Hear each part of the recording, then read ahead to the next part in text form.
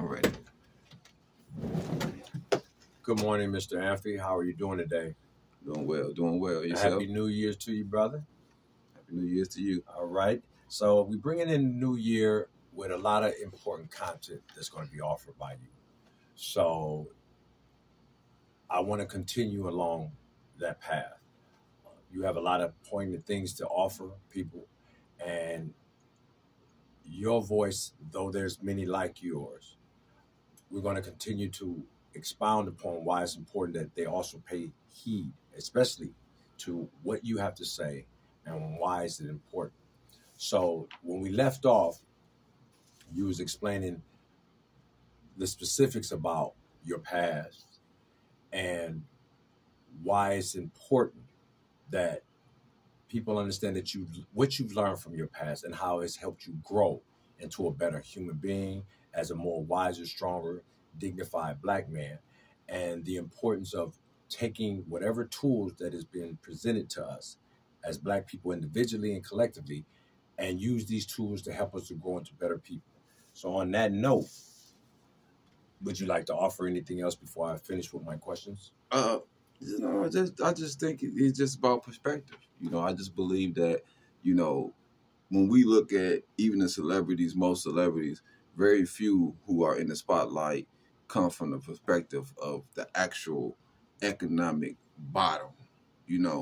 Most of the people come from who are speaking about Black people, Black conditions, have some form of, higher or middle, come from a higher middle class situation, right? And has some forms of opportunity afforded to them, whether it through sports or through, things that the majority of us did not have afforded to us. And they speak from those perspectives. So I think it's imperative for us to start to speak from the perspective of that who are come from the very bottom of what we suffer from in our society. Yes, I agree. Okay, well, if it's okay with you, as I said when I left off, there's a growing number of voices speaking about the subject of the conditions that our people are in, as well as the need for our people to relearn and re-educate themselves on some of the ways on how to unburden ourselves from the shackles that continue to bind our individual and collective sufferings, our mental individual and collective sufferings. So my first question to you is, why do you believe that your added voice will help bring about the change and potential growth in furtherance of that collective goal? I think because my message is of unity first.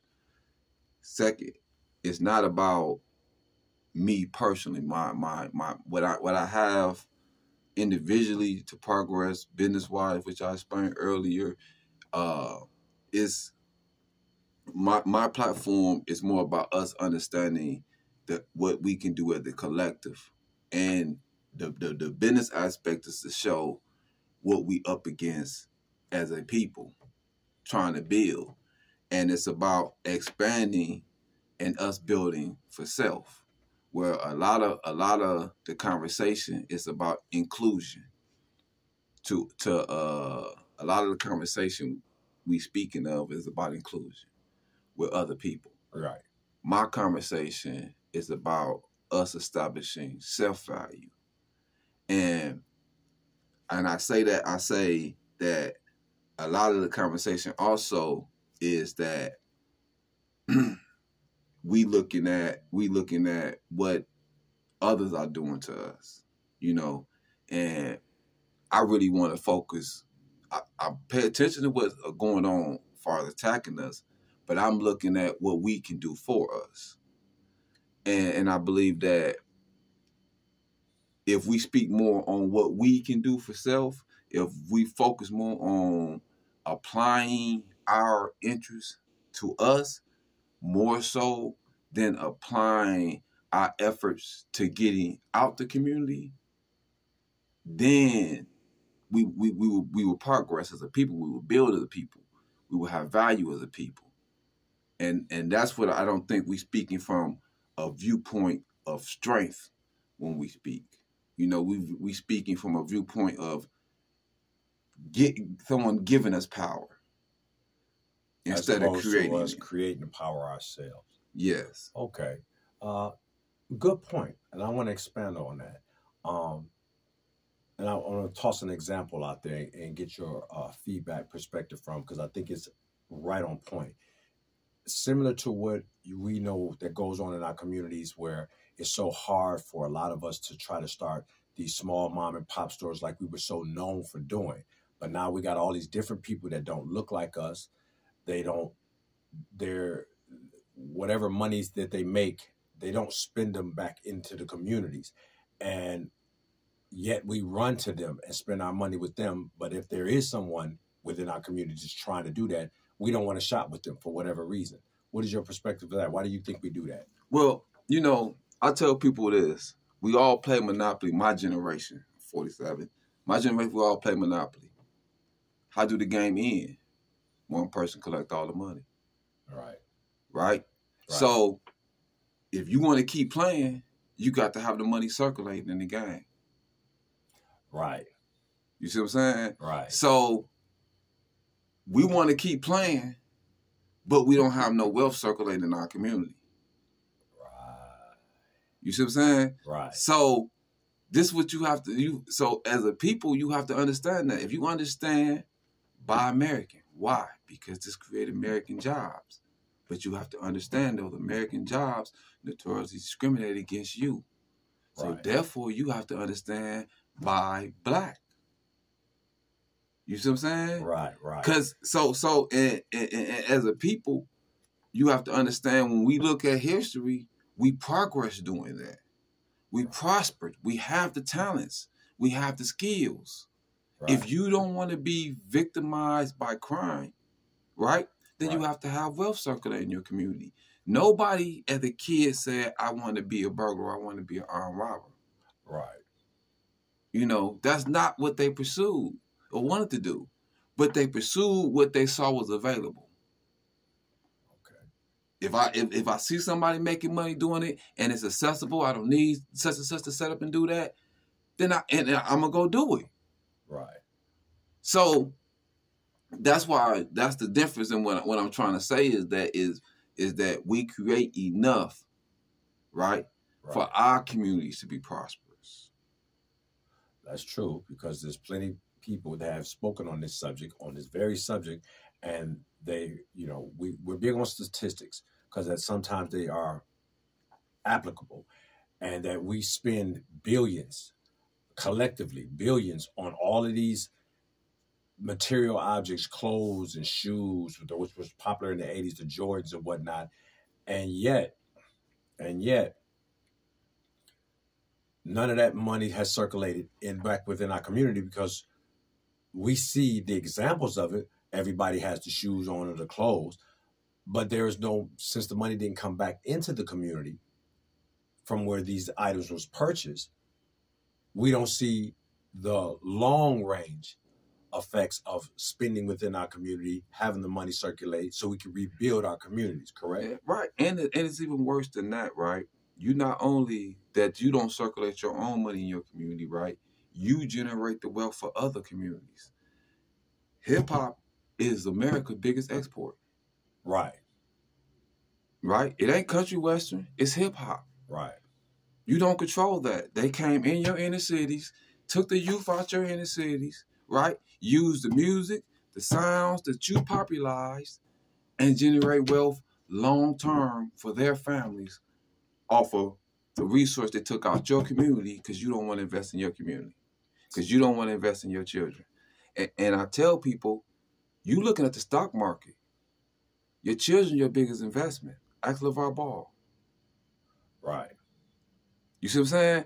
So this is what we fail to understand. Like, all trends are duplications of us. Right. Right?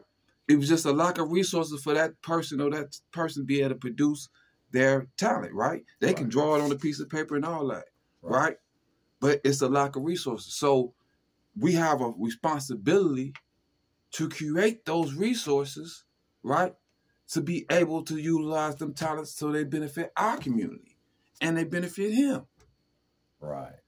You see what I'm saying? But it is not that impossible. Right.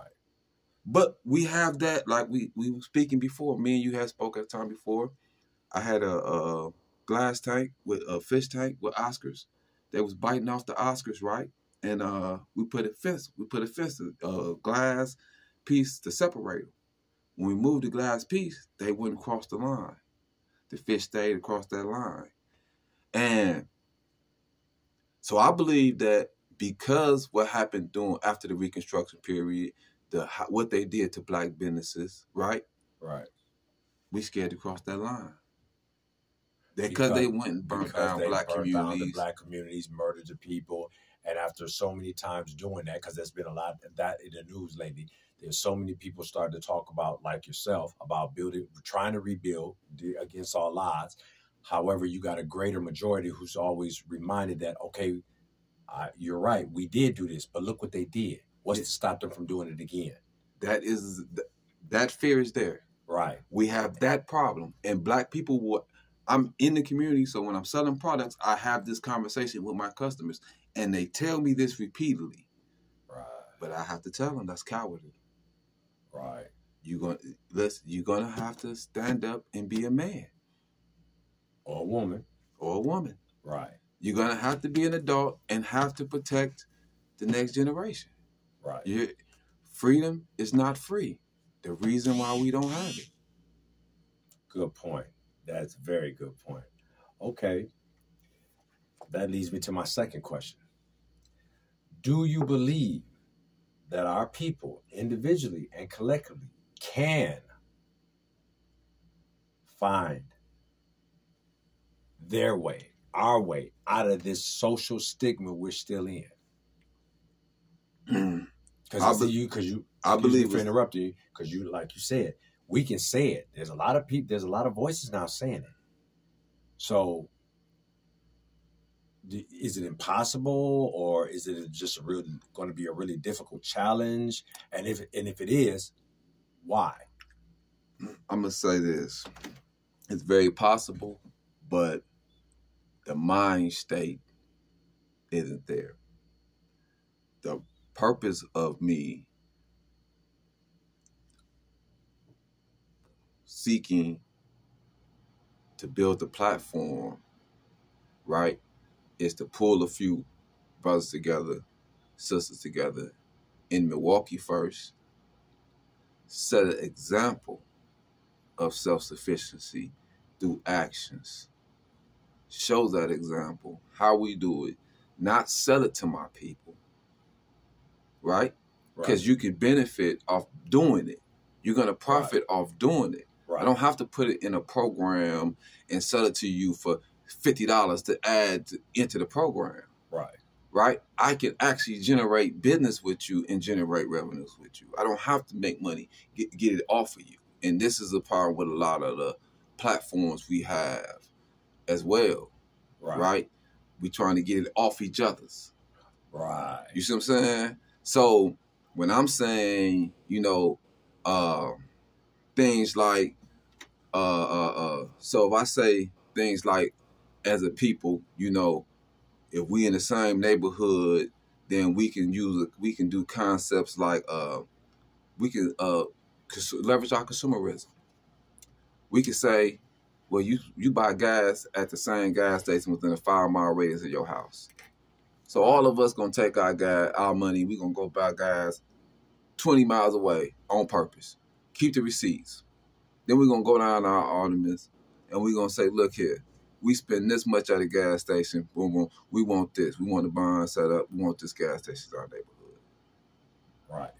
You see what I'm saying? But you have to. We looking at people constantly talking to us about problems. So it's about setting economic solutions. Like, I'm watching you raise the price to me on tomatoes at the grocery store while I got this beautiful backyard. Right? So you watching them raise lettuce. So me and my neighbor might swap out. I might grow tomatoes, he grow lettuce. Right? Then we might sell the access at the farmer for you. Right. You see what I'm saying? Right. We might pull our money together, grab a lot, and rent a greenhouse. See, I don't have to get it off of you when we can do that together. Right. And that's the problem we having with a lot of I'm trying to build a platform so I can get money off my people instead of build money with my people.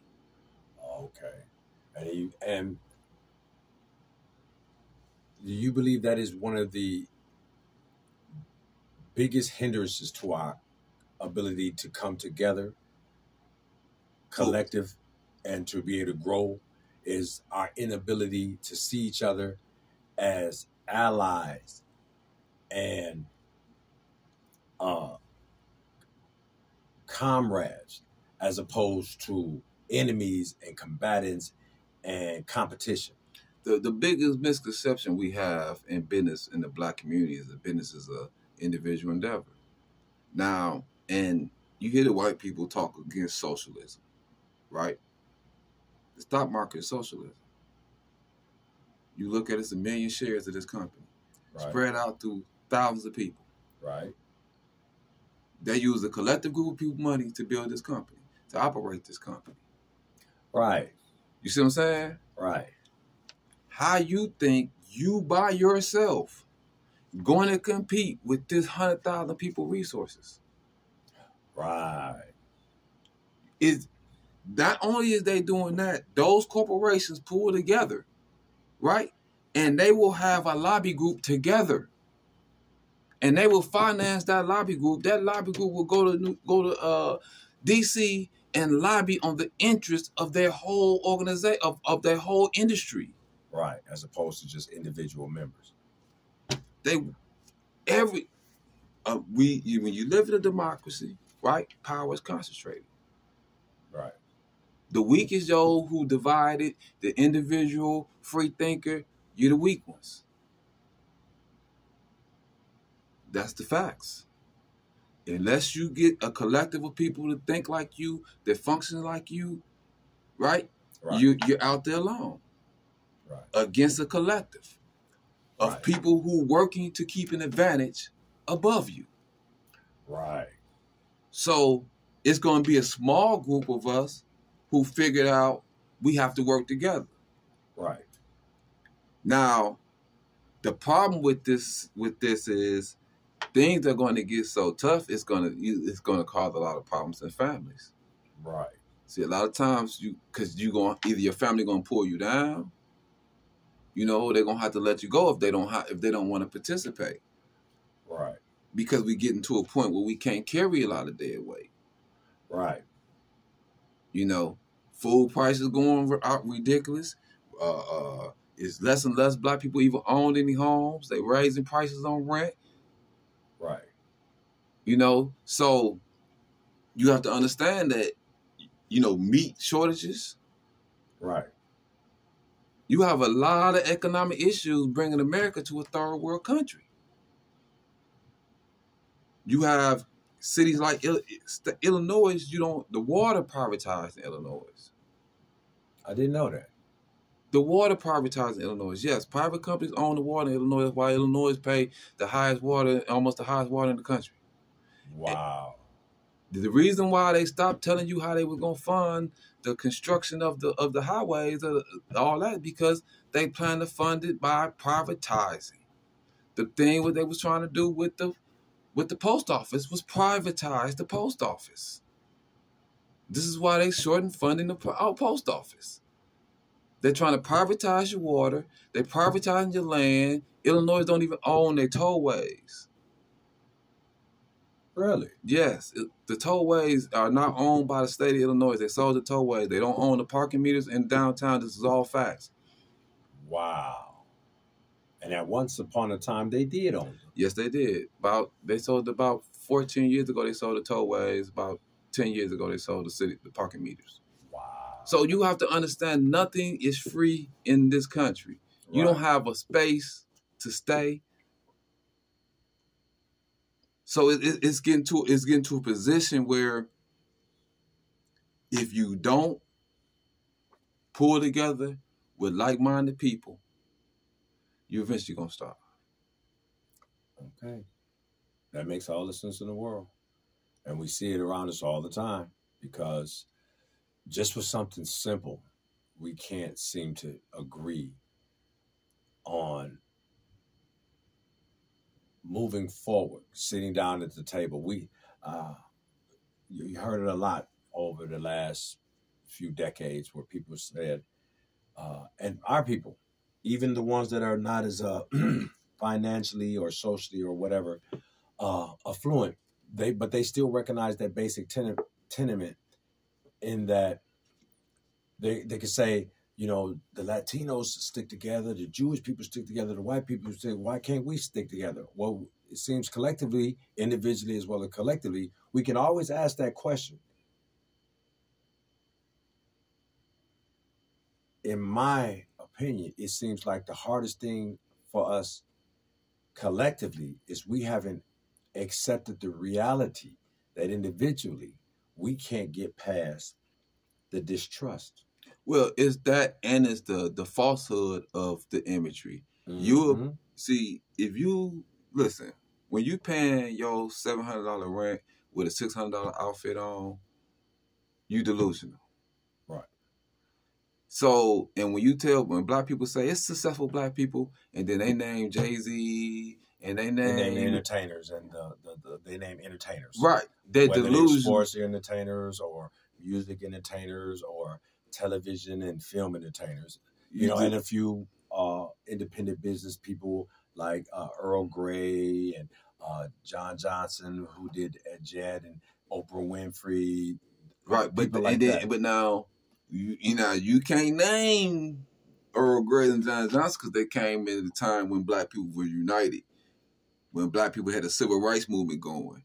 Well, I'm just saying, there's some people you would name them, but most of the people now, you have to name the conditions that most of the large black businesses were built in the condition during the civil rights movement, and right before, you know, or before, right? But you still, I would say, because the civil rights movement was a long period going, even before it really kicked off and hit its peak. But the mentality, or doing segregation, period, though. Right. A lot of black businesses prospered doing segregation because we were forced to deal and work with ourselves, right? But when they did integration, right?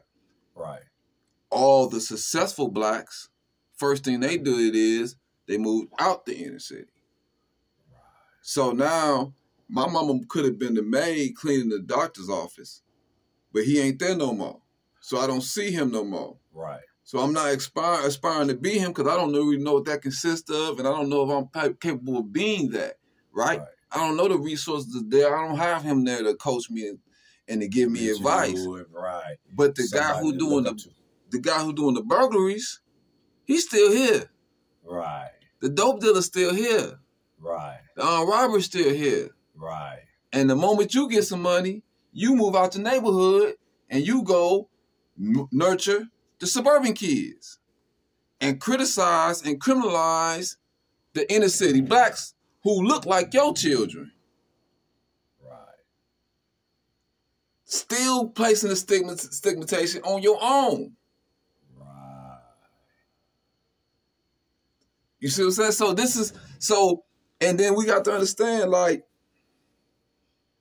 Then we got to understand, as black people, you know, when you look at the brother that was running, you know, he was killed in a white neighborhood.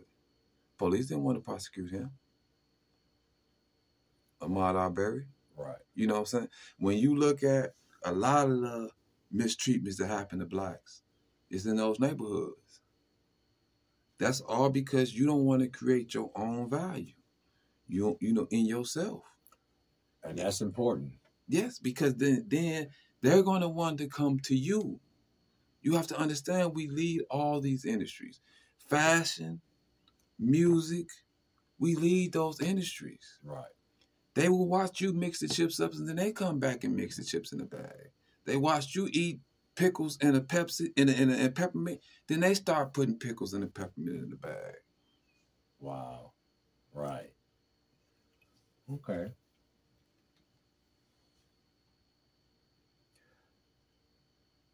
And that's interesting because you see it around us all the time, but it's in little spurts. It's subtle.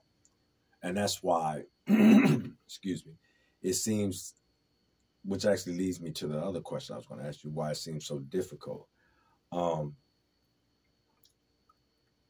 Because it's done on so many subtle levels that a lot of times we don't realize it, even though we can say we can identify the more obvious ones. There was an adage I used to say all the time. I don't have a problem with a big problem because it's right there. The full weight of the problem is right there, so you can address the entire thing as it presented itself. My issue is the little ones because they creep up on you. And a lot of times you overlook it like, oh, it's really nothing, this, that, until they start piling. And then they become the big problem. The only difference is those small parts became a big collective problem. And now it's hard for a person to deal with it because they're split. Their energy is split trying to deal with it because they realize it's not one big problem. It's a bunch of little problems that piled up that became big collectively as a problem. So it makes it harder for a person to address it.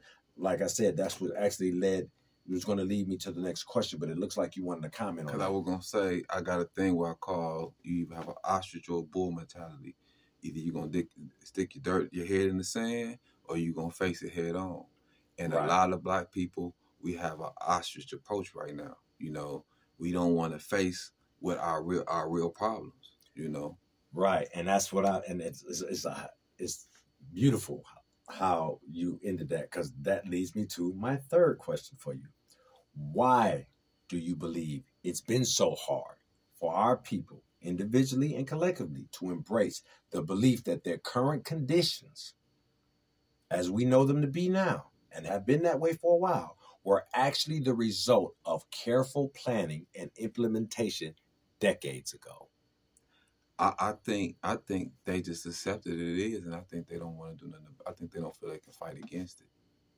I think they've accepted that they've been plotted on.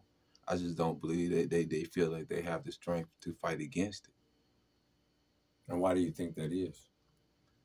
Because they print the money. Goes back down to that currency, huh? They print the money, you worship the money. Yeah. And that because you don't understand that money is only a means for something. It's a tool. So it should be viewed only as a tool. So let's cut to the means. Right. So money is a means to eat, grow food. Right. I'm saying I'm just saying, like, if that's why I say my objective is to give us a different. First, I got to give us a different imagination, right? Right. So we got on Silver Spring, right? You got the grow houses, right? The greenhouses. Right. They got goats in the back, right? Now imagine, this is a collective of y'all. Y'all got a field, grow houses, greens, goats, this and that. You growing food, right? Now you got goats or whatever. You chop them up when they get to a certain age. You trade the meat off. So you tell them, listen, you give me this much in cash and you give me this much in vouchers. Everybody in my group, we ain't gotta go spend your cash. Nah. We go right there and we spend a voucher with you because we supplying you with your meat. And you make money off of selling the meat to other people. You see what I'm saying? Like, but it's just we don't have the imagination to understand that. Right. We don't have the, you know what I'm saying? Like, it's just we gotta have the imagination to see and think beyond the box that we've been put in mentally. You know what I'm saying? So that's the point. Like, we gotta understand, like, if I'm doing this to get to this, okay, how can I get to this? You know, like even with what I do with the laundry detergent, right? Right. You know, I look at, man, I'm looking at companies and say, how could I barter this, a load of this to Africa with something else different? Right. But I would need my people to fight for, make sure we have that import-export. Right. And they pretty much control that industry as well. That's why you have to be a collective. That's why you have to have a voice. That's why y'all have to stand for something. You have to stand for building something and not always go to run to somebody else's. You know, that's why. And then complain when you don't get the results that you was looking for, or more importantly, you was hoping for. That's why I had to do the comments about the celebrities, how quick they is to leave the black colleges, go to the white colleges. It's like at some point, if you made millions of dollars, right? When is you required to put the ladder down? Right. Because the only time you should be looking down on your people is when you're helping them up. So it's like you made millions of dollars. What's wrong with you coming back and building up the black colleges? What's wrong with you building that attention to them? You've had a chance to make millions of dollars, to take them millions of dollars, reinvest it, because we stay in a capitalist society, and make money off your money. Right. That opportunity existed for you. For millions of other blacks, it didn't. The only reason why that opportunity existed for you is because millions of blacks went out and protested against the laws that prevented you from doing that. Right. Now, some people will argue that there is a lot of people that do it. There's a lot of celebrities and entertainers that actually have done it, and they've been in the news about it for at least the last 30 years. And look, I do say some have done it. The most who've done it and focused on the community was thrown away. Stephon Marbury, same shoes, same top quality shoes. They cut them down the middle, same as the Jordans. I'm gonna sell mine for $20. I don't want y'all robbing them. Where's they at? Patrick Ewing built his own factory, everything in New York. That's not what was praised. That was not available in all the Foot Lockers and all of them stores. Right. You see what I'm saying? So it is other aspects to it. That's why it takes a collective. Right. It takes you thinking as a team, as a people. Right. You saying, okay, well, they're not carrying my brother's shoes, then okay, well, we need to open up something to carry my brother's shoes then over here in Milwaukee. Right. You see what I'm saying? We need to pull it, but we have to understand what we don't and acknowledge what we don't have. Right. We got to stop the big willying, like everybody got all this money floating around. But why ain't nobody got no businesses in their neighborhood? Right. But everybody going to run around with the $700, $800 pair of pants on and this and that, but nobody got no money, no business in your community. Right. So you have first acknowledge that. Acknowledge our poverty. Right. And how we play an integral part in reinforcing it without realizing that we're actively doing so. Because going back to the beginning of the conversation is where we spend all of our money outside our community, not within our community. And then when people like yourself try to encourage us to shop black, that's been done since before I was on this planet. And like you said, back then, the collective attitude was that. Yeah. Whereas now, it's not so much. And we seem to run more and more away from ourselves, which led me to ask you the question I had asked you. Why is it so hard for us? Where does that stem from? Competition. We competing against each other. Yeah, we got to stop that. Where did that come from? They put it when they put us in that capitalist system and say, okay, and they created sets of people that they allowed to succeed, right? So now it's that I got mine, you got yours, right? So now we arguing over who got the best master. Mine pay me $30 an hour, yours pay you $20 an hour, right? Right. But I'm still vulnerable to be laid off whenever he feel like it, just like you still vulnerable to be laid off whenever he like it, right? Right. Or when they felt that it was best to ship that job overseas, they shipped that job overseas, regardless of how you felt, right? Right. Because you didn't understand the importance of being a stakeholder, right? And a stockholder, which in your community, if you want a thriving community, you're going to have to be both. You have to be the stakeholders and the stockholders. Right. And I'm going to give you an example of Briggs and Stratton. Briggs and Stratton started off making baby strollers. Then they went to car frames, right? Because that was the next successful thing to do. But from that, black people working in that built a nice two-car garage community from 27th and Keith to 27th and Capitol, all the way, well, really from Keith, from Hopkins, all the way to like Hope, from 27th to 20th. Right. Single family homes, all off of working from Briggs and Stratton. Right. But Briggs and Stratton left, them houses did not pass down to second generations because the jobs wasn't there. Because you wasn't you was a stakeholder, but you wasn't a stockholder, so you had no say so.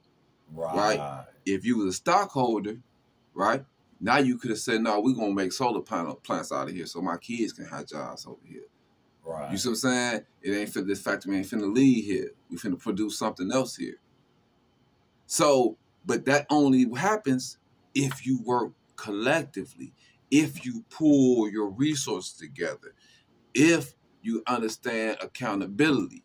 And so that's why people have certain processes in business, and that's why people have certain rules in business, such as like, they don't go into business with just 3 people. Right. They might go into, got to be more, so that way 2 people don't team up against you or something like that. So, but it's checks and balances that we will have to set and hold accountability. Right. But you get scammed every day by white companies. Every day.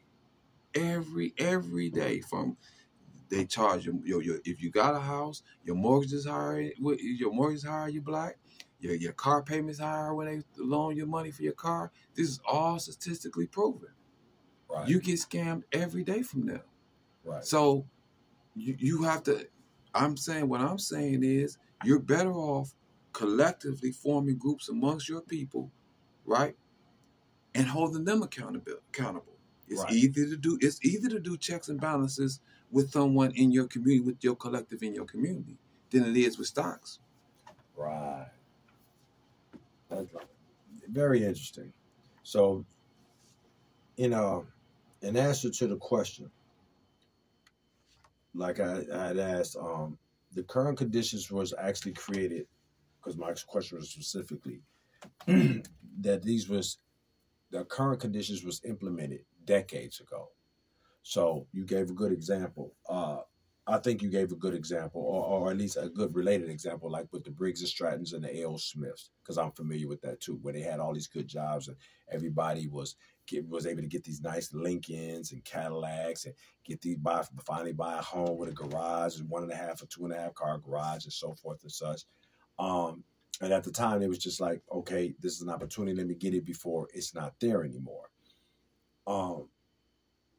And as you stated, as it progressed, since no one was able to make sure that those jobs didn't leave, whether they were white or black, but specifically the focus is for black folks, and they was clueless as to the importance of understanding that going forward.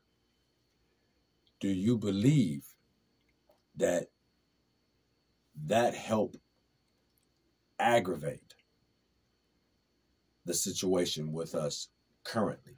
Well, I want black people to understand that white America never intended to have a middle class black family. And I'm going to say they repeatedly done the same processes to destroy that. And we had the first rush to move north like in about 1919, right?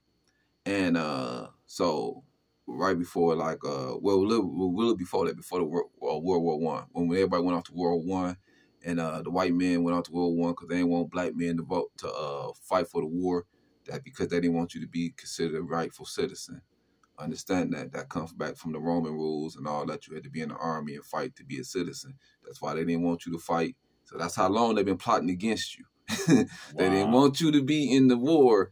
They would rather them go and die than allow you to be in the war because they didn't want to give you your citizenship. They didn't want to treat you like rightful citizen. That's how much they was plotting against treating you as equals in this country.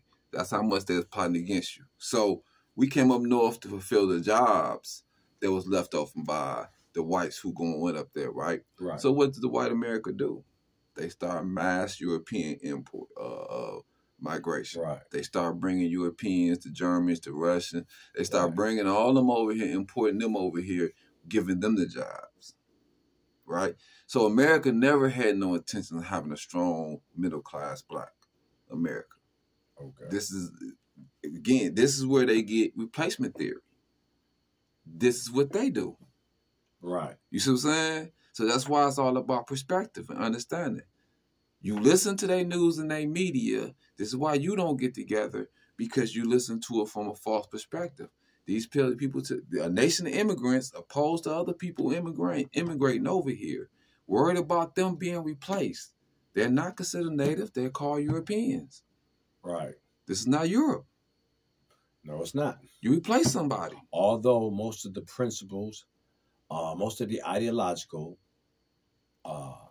legal, especially legal and political systems that have been implemented and fine-tuned, and they do every day, is actually based upon British/European fiefdom, social standards, political standards, legal standards. So they're real replacement to people. Right. They really replaced our culture over here. So when it's about perspective. Right. Understand when they saying that, it's coming from the perspective of white people. You see what I'm saying? And we're taking in too much information from the perspective of white people. And that perspective is harmful to us. Right. Because it is not conducive to self-reevaluation and self-love, building in a more stronger form of self-identification, proud self-identification, dignity, self-respect, purpose for self as well as collectively, because you got to have it, you got to have it, you got to feel it and have it inside you in order to recognize it and to encourage and inspire it into another person, where it's a lot easier to become a collective.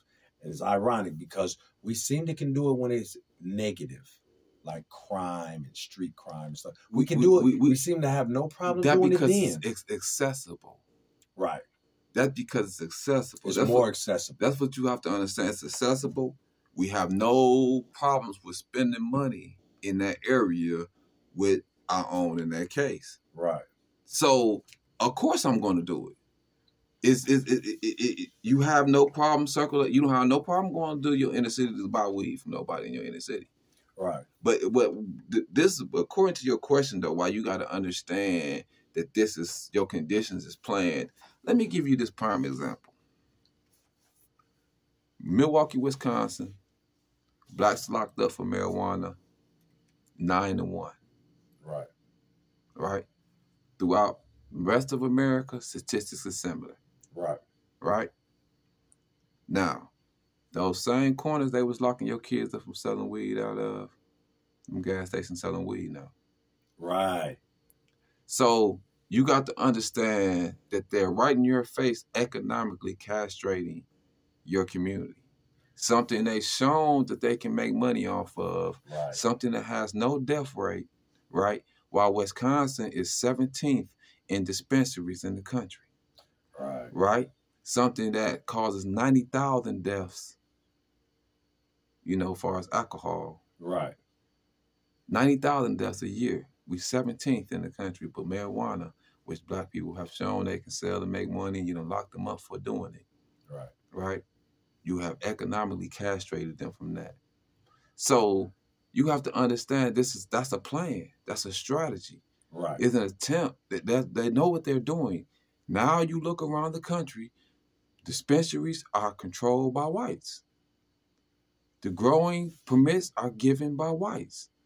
When the whole permit system is designed for them to select who they want to be wealthy. So if you look around and who is wealthy and who have the money, you look around our community, you say, who got the liquor license? They don't look like you. They ain't got your skin complexion.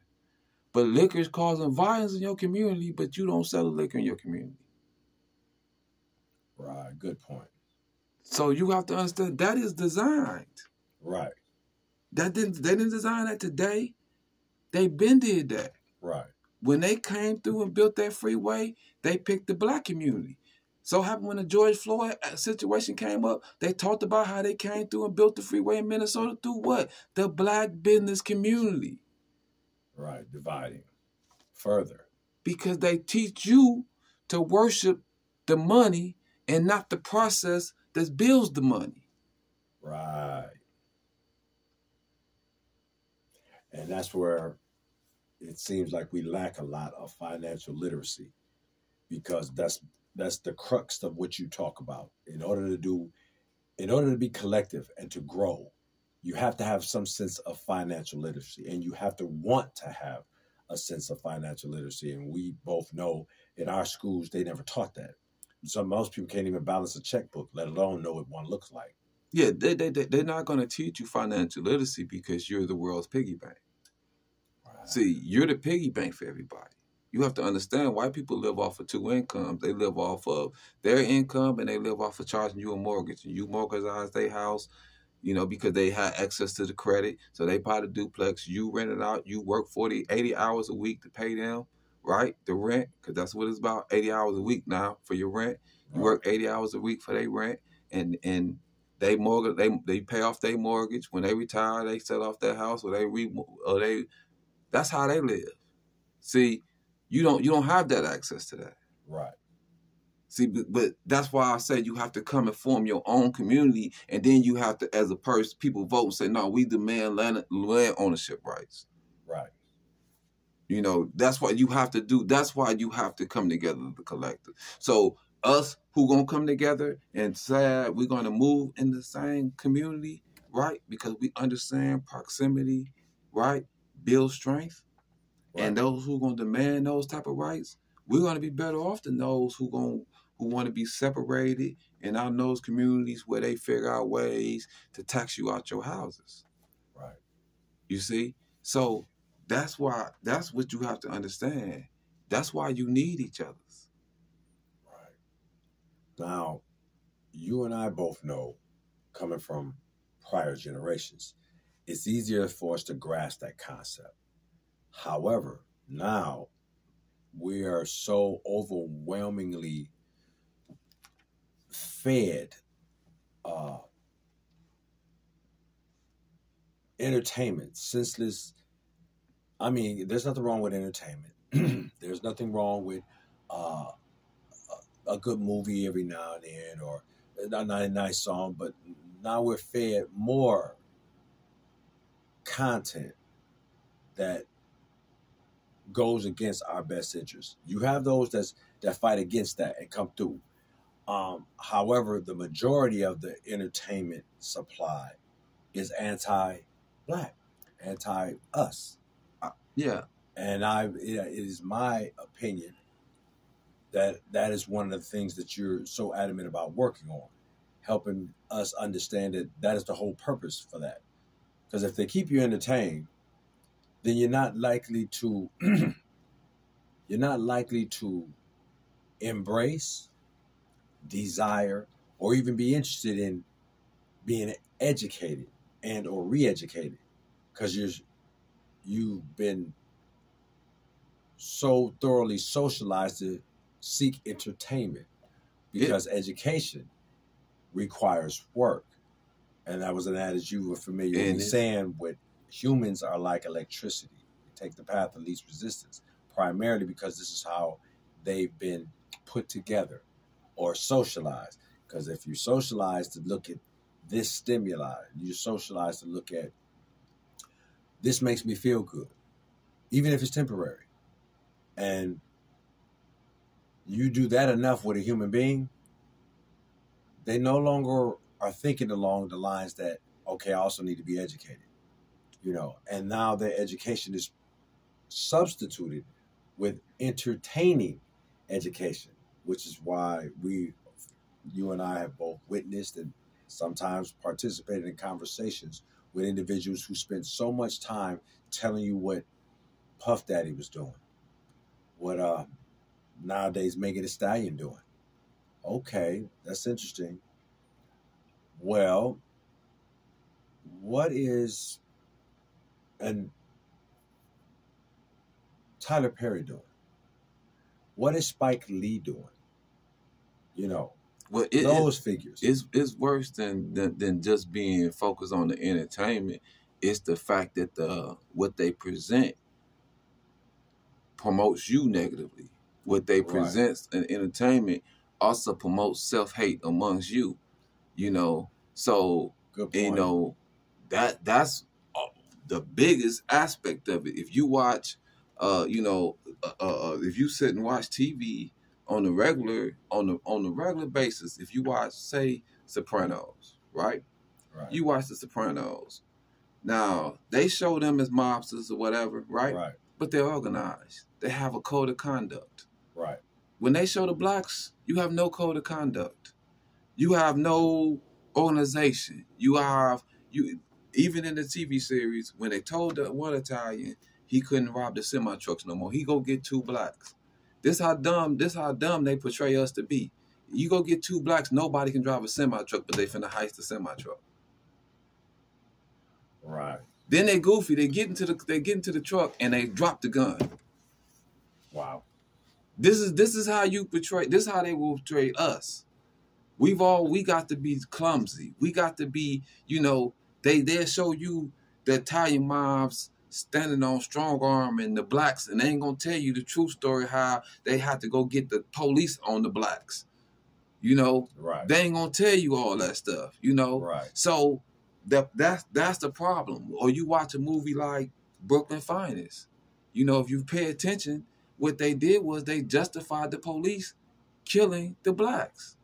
See, we don't even understand. Because when you watch television,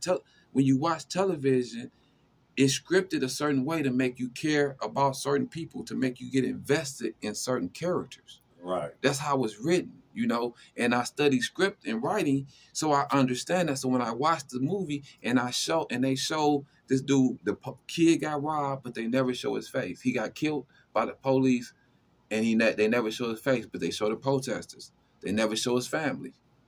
They never have no emotional connection to him, but throughout the whole movie, they show this protest.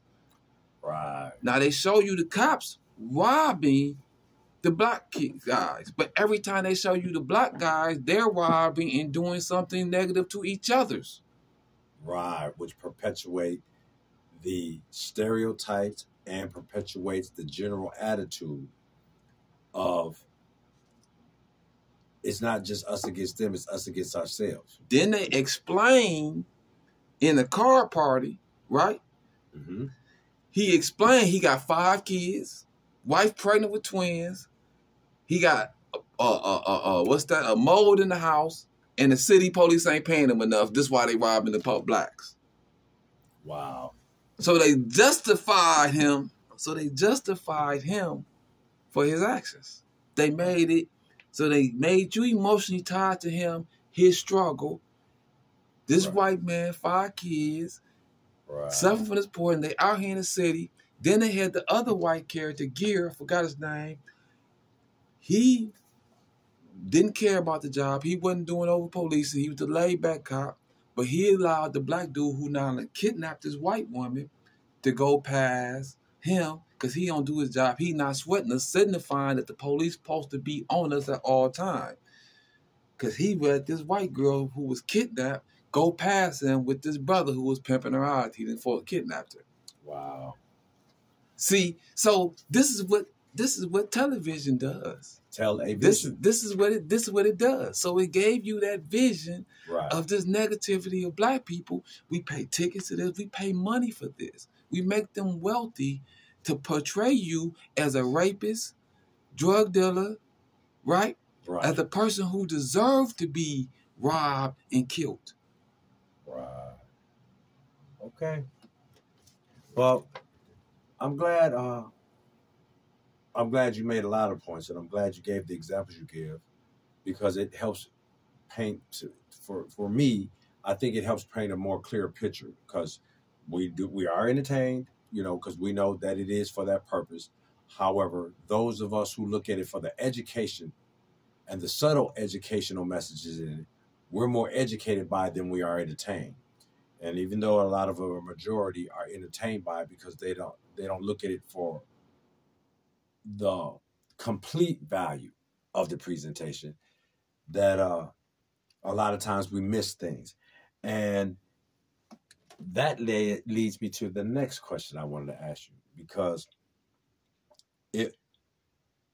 listening to you tells me, okay, this guy is serious about his endeavoring to, like you said, you had been incarcerated, you grew up poor and so forth, but you didn't use those as, you didn't accept them as badges of shame.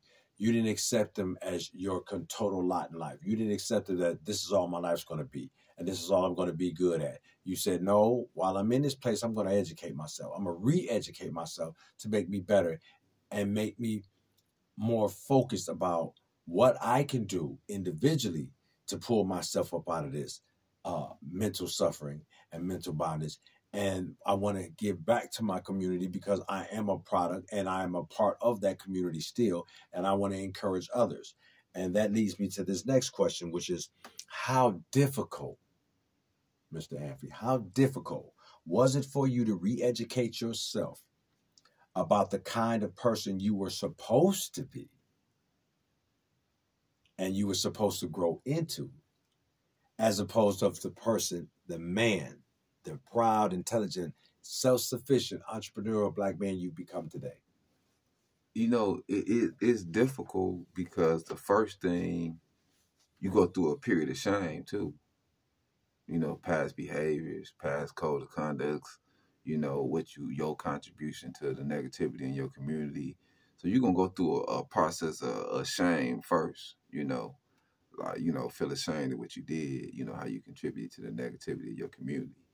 And then, if you have the strength, you're gonna say, like, you know, how can I fix that? How can how can I repair some of at least the damage that I've done? Right. You know what I'm saying? How can I at least match that? You know, and I believe that came more with, I was coming more in tune with being a spiritual Black person too. Right. So, and I believe, you know, spirituality come with accountability, not religion, but spirituality come with accountability. And you come with what you put out in the universe, you know. Right. And I believe, then I realized, I feel like, okay, that's who we is as a people. So when I realized, man, we've been burying people for millions of years. We've always respected the dead. We've always, you know. So I said, then when I studying history, I got to saying, you know, all the things that's real about humanity, about America, was applied by Black people. You know, all the legalities, all the things, that was Black people pushed for that. Even when I studied the conditions of white people, like, ooh, their condition was rough. You know, Right. we improved everybody's conditions. You know, and if you all through history, you look how the Irish was treated. Where did they go and live? They always went and lived amongst the Blacks. You know, so the perception that we violent no longer could apply to me no more. You know, Right. I couldn't accept that because we done made a safe haven for everybody else. Right. You know, so then, you know, me saying that, so now I'm saying, like, but we did that, and every time we do that, they betray us. So now you have to, even if you want to leave it for somebody else, you have to do for yourself first and yours. Right. Right. And so, no, it's a hard process because you're going to have to detach yourself from people that you love deeply, because the poison that's in their mind will feed back to your mind. Right. If you don't stand on your beliefs constantly, right, because they're the majority. Right. So if you don't stand on it constantly, and they're going to hate you for it. Right. You can easily be repoisoned and returned to the former you who operated in that same poisonous mental mindset where you contributed to the chaos and the decadence and the destruction and the genocide of yourself, and as an extension of yourself, your own people. Knowledge come with burden. Yes. Yes, it does. Yes, it does. And it's a famous line when they was eating the steak in The Matrix. And he said, I know it's not a real steak, but he'd rather be plugged back into the Matrix. Right? So, reason why it's so difficult for Black people to face the fact that you're being plotted against, right, is because it's a difficult task. It requires action. Right. Right? If you are a man and you have to accept that these people are plotting to keep your children impoverished, it requires you to do something to give your children an advantage. And see, a lot of people don't want to own up to that responsibility. They want to be called a man without being doing man's work. You know, so that's the problem. So you have to now, what I'm saying is, it's about accountability. Right. Hold on. Me and you go through the same situation. We in the same predicament. Right. We need to pull together and get and work and pull our resources together and work against this. Right. Oh, you not for that? Oh, okay. So you a male then? You're not a man. Right. Okay, we gotta identify him. He ain't with us. He gonna leave us stranded. If his kids get whatever happened, we can't run to his rescue no more because he's not willing to make that same sacrifice. Right. You see what I'm saying? See, we over here, I got to value your kids like you value mine, and I got to value your life like you value mine. What they do to yours, they gonna do to mine. So we got to stand on that over here. Right. You see what I'm saying? So he not part of us. Right. We can't see him as that, and that's why it's a form. That's why it's a form of separation from your own people. Now later on in life, they might catch it, and they might want to come on and contribute, right, and put in the work that's necessary. But at the time, you can't waste no excess energy, because this type of struggle, as you're explaining, it's going to take all of it. The same thing it did when you was in the streets. You use all your energy for that. So now you said, nope, now I'm using all my energy for rebuilding, especially since I used it ashamedly, like you admitted, to help tear it down, unbeknownst to you that you were following a script and an ideological way of life and living that wasn't given to you. Or following the image of man that somebody else gave me. Right. You have to understand that they took over hip-hop at a certain stage. And when they took over, you gotta understand, early 90s, you had X-Clan, you had a variety of rap, right? Mm-hmm. Suddenly, it was only one set of music that was promoted. Right. You see what I'm saying? Like, at the time we growing up, which was this, and you were shown this opulence of wealth, right? Right.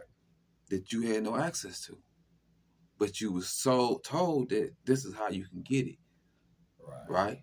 I can sell this dope. I can do this. I can get it. The dope is available. Right. You see what I'm saying? The dope is available. What if I wanted to go get some lawnmowers? That was gonna be harder than getting dope. Right. This is just a fact, and I did that because I had lawnmowers to cut grass. So I'm just saying, if I wanted to find lawnmowers on a consistent basis, it'd have been harder than it was to find drugs to sell on a consistent basis as a young kid. Right. You see? So you have to accept that was promoted. It was taught to you how to get it. It was spelled out in your music. Right. The way everything was taught to you throughout your whole music. Right. The posting up on the corner, all that, giving drug dealers free ones. All of this was all taught in your music. Right. Right? So, and repeatedly fed to you. Right. And this is just a fact. Right. You can go all through the late 90s and listen to all the rap music. We wasn't talking about being drug users now. They was talking about being drug dealers. Right. You see what I'm saying? And they promoted you to be a drug dealer. Certain things come with being a drug dealer. Right. You got to protect that. You're right. Right? So I followed that blueprint to the fullest. Right. Exactly. So I understand the effects of media. And if you, and a lady said one time, she's like, but you knew selling drugs was wrong. I said, hunger pains are too. But but I said, but it was difficult for me to see selling drugs was wrong when it was a liquor store on every corner. See, you asking young youth to say this wrong because you saying it's illegal, right? Right. But they looking at a crack addict moving around, making his moves, doing whatever he doing, right? And they see a drunk stumbling, falling out. Right. Well, right next door and bought it. Right. Just because you said it's supposed to be wrong. Right. I'm saying what it do for my condition. Right. What it doing for my struggle. You didn't go to school. People probably talked about your shoes. Right. So, and you have nothing else to offer. Right. Key point. And that's what our elders. They criticize you, but they don't have nothing else to offer. Right. You know, you tithe your church 10%. You could tithe 10% and invest and build business in your community. Facts. And guess what? God will bless you. You get a return on your investment. Right. Right. A blessing. Right. A real blessing. But right. You know what I'm saying? But see that we don't see these type of things because we not taught to look at it outside right. of. You want us to view things the way you taught to think, the way you want us to think. Right. You know, and we taking on your thought process because we see you as success. We see you as the dominant culture. But I see the failure. I know America hasn't made a profit since 71. 74 was the last time they made it. They had a surplus. They went off the gold in 71. They haven't had a surplus, export surplus since 74. So you haven't made a profit as a country in over 48 years. You haven't sold more goods than you purchased in over 48 years. Right. So I understand the illusion. So I'm like, okay, you know what? We got to get off them tricking us into these non-tangible things is valuable and get back into real tangible things. Yeah. We got to get back into investing and purchasing and selling tangible things. You gonna let these people trick you off into selling credits and default fraud swaps and all this old foolish stuff that has no real true value, and you don't control the real tangibles to survive that's necessary for survival of life. Right. If you take over, you get access and control of that, you have something of real value. True. Something you can build upon and pass down, like the people, a lot of the people of other ethnicities that live over here has been able to do. Not everybody, but there's enough of them that says it can be done. So let me ask you this question. All the stuff that you, because you kind of basically answered it. But my question is this: all that fruitful knowledge that you presented, how long did it take you to get to this point? Still studying. That's what I thought. Never stop. That's what I thought. Educating yourself got to be about a way of life. It got to become like a lot of things I talk about. You know, the food production. Like I've studied it. I got a list of information on it. I've been following through on it. I've been talking to other brothers who got certain little skills that I'm trying to pull together to do these type of things. Because the thing is that this is my belief, and I think it comes from having dyslexia, that I've learned to make knowledge applicable. Because the way I had to read stuff, I used to take the book, set it on my chest for a minute after I read so much, and then I replay it mentally like a way to apply the knowledge that I just acquired, you know? Right. And so being in the world, and, you know, we misuse YouTube, but YouTube is a very beautiful. If it's used properly. If you're not just following celebrities. Right. I'm saying, but far as using it to educate yourself. Right. Similar to TikTok. And, my guilty pleasure is TikTok. Yeah. So it's a wealth of information out there. Right. And us as a people, right, we have to understand that you really benefit either you have a plan or you the plan for somebody else. Right? So, and that plan could be working in a factory for somebody else, or it could be shipped off to prison. Right? They have some way to make you profitable to somebody. Right. Right? So, What I'm saying is, without education, you can't plan. Right. And if you fail to plan, then you're planning to fail. So we have no choice but to go back to the culture of education. Right. And I say go back to it because we've had it multiple times. We had it in Mali when you had books was considered a currency. That's how much they desire knowledge. Spain, you talking about the Moors stayed there. You talking about 700 libraries. You know, this 700, we barely got libraries now.